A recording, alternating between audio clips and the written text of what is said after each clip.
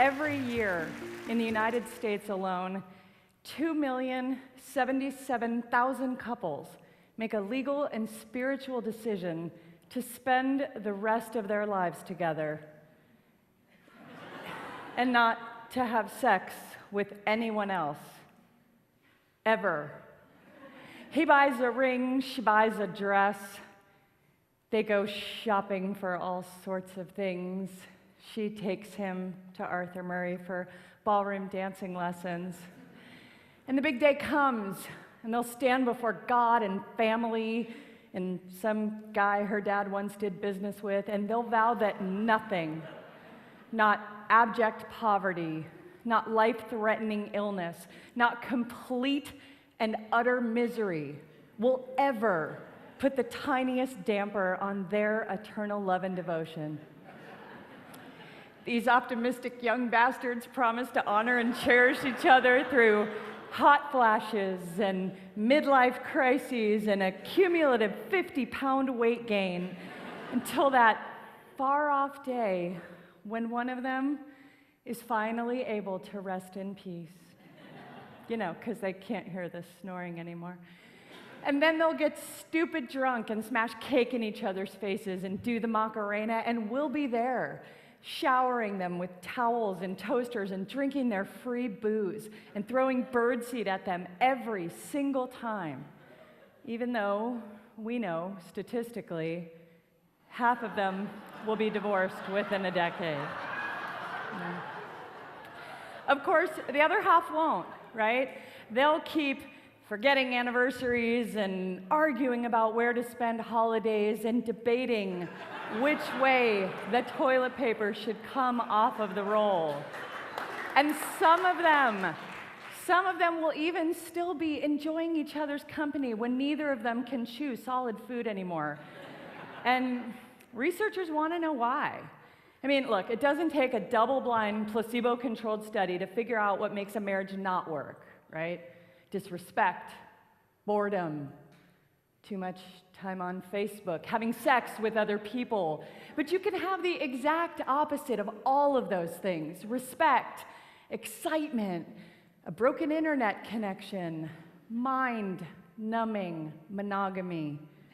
And the thing still can go to hell in a handbasket. So, what's going on when it doesn't? What do the folks who make it all the way to side-by-side burial plots have in common? What are they doing right? What can we learn from them? And if you're still happily sleeping solo, why should you stop what you're doing and make it your life's work to find that one special person that you can annoy for the rest of your life? Well, researchers spend billions of your tax dollars trying to figure that out. They stalk blissful couples and they study their every move and mannerism, and they try to pinpoint what it is that sets them apart from their miserable neighbors and friends. And it turns out the success stories share a few similarities, actually beyond they don't have sex with other people. For instance, in the happiest marriages, the wife is thinner and better looking than the husband. It's obvious this leads, right? It's obvious that this leads to marital bliss because women, we care a great deal about being thin and good looking, whereas men mostly care about sex. Ideally, with women who are thinner and better looking than they are. The beauty of this research, though, is that no one is suggesting that women have to be thin to be happy. We just have to be thinner than our partners.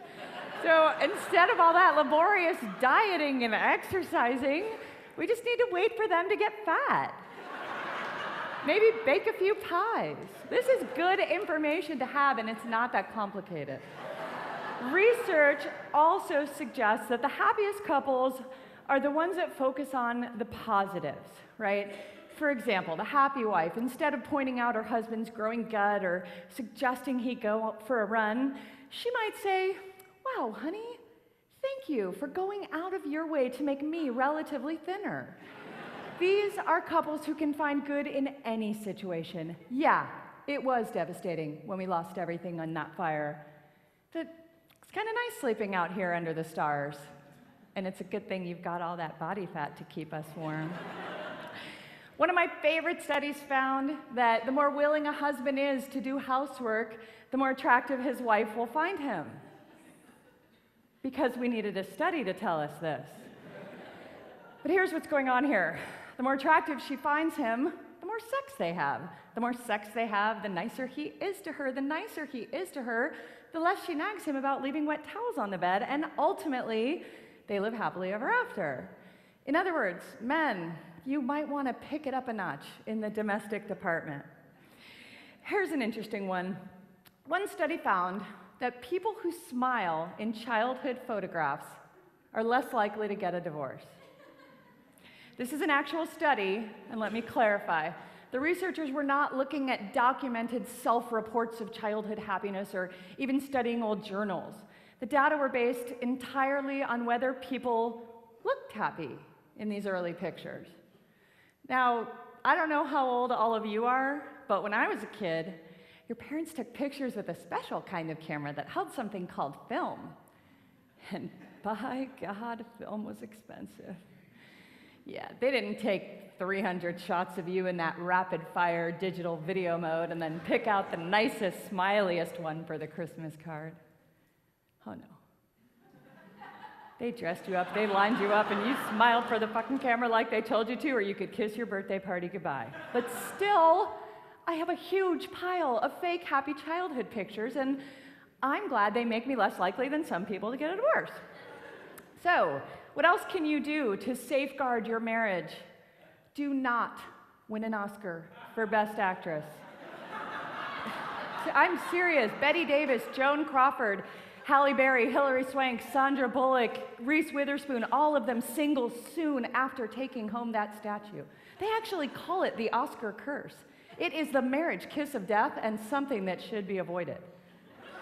And it's not just successfully starring in films that's dangerous.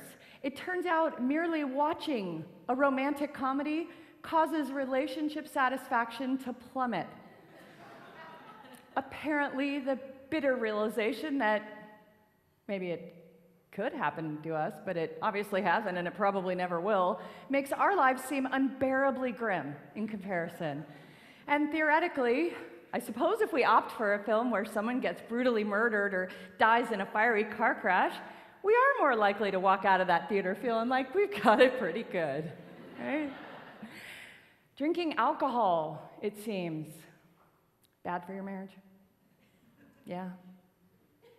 I can't tell you any more about that one because I stopped reading it at the headline. But here's a scary one. Divorce is contagious. That's right. When you have a close couple friend split up, it increases your chances of getting a divorce by 75%. Now, I have to say I don't get this one at all.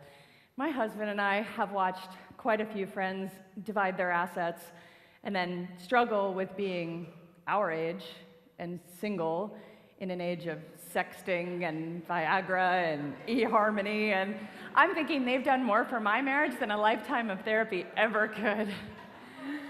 So now, you may be wondering, why does anyone get married ever? Well, the US federal government counts more than 1,000 legal benefits to being someone's spouse. A list that includes visitation rights in jail, but hopefully you'll never need that one. But beyond the profound federal perks, married people make more money. We're healthier physically and emotionally. We produce happier, more stable, and more successful kids. We have more sex than our supposedly swinging single friends, believe it or not. We even live longer, which is a pretty compelling argument for marrying someone you like a lot in the first place. Now, if you're not currently experiencing the joy of the joint tax return, I can't tell you how to find a chore-loving person of the approximately ideal size and attractiveness who prefers horror movies and doesn't have a lot of friends hovering on the brink of divorce. But I can only encourage you to try, because the benefits, as I've pointed out, are significant. The bottom line is, whether you're in it or you're searching for it, I believe marriage is an institution worth pursuing and protecting. So I hope you'll use the information I've given you today to weigh your personal strengths against your own risk factors. For instance, in my marriage, I'd say I'm doing okay. On the one hand, I have a husband who's annoyingly lean and incredibly handsome, so I'm obviously going to need to fatten him up. And like I said, we have those divorced friends who may secretly or subconsciously be trying to break us up, so we have to keep an eye on that. And we do like a cocktail or two. On the other hand, I have the fake happy picture thing. And also, my husband does a lot around the house and would happily never see another romantic comedy as long as he lives. So I've got all those things going for me. But just in case, I plan to work extra hard to not win an Oscar anytime soon. And for the good of your relationships, I would encourage you to do the same. I'll see you at the bar.